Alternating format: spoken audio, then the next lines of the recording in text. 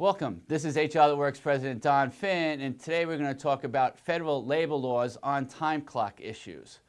To begin with, the first thing to understand is you're not required to have a time clock. What you are required to do is to record time accurately. So you can still use a document or a time sheet or something like that and drop it into an Excel spreadsheet and give it to the payroll company. That's all fine. A lot of companies like to use time clocks because it's theoretically more efficient to do so. Now, some of the challenges with using time clocks is when people clock in early, in a sense, and not really doing any work. You don't have to pay for that. Another challenge is when people clock out early and keep doing work. Well, you do have to pay for that. So you're required to make sure there's accurate timekeeping. That's one reason why companies don't allow other employees to clock out other employees. I just had somebody call me the other day where a manager allowed a couple of his employees to clock out early, in a sense rewarding them for it without asking for permission, and in a sense got himself in trouble for doing so.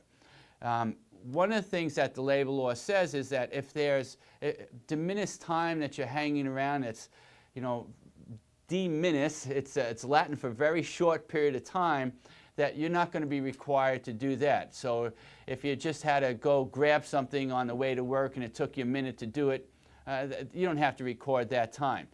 But if that diminished time happens all the time and you can record it, well, they're going to ask you to do so. So one of the things that happens with time clocks is a lot of them will give a 5-minute variance. If you clock in 5 minutes early, 5 minutes late, it'll still say you clocked in on the hour.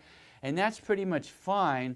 But over time, if that variance is more people clock in early than clock in late, and therefore you can add that up. I recently read a class action lawsuit where somebody was going after that distinction. As minor as it was at a very large company, so it all added up. So those are the basic laws with using time clocks. The rounding off problem that I just shared with you, making sure people keep accurate time. Those are the two biggies. I hope that helped you. This is HR That Works President Don Finn.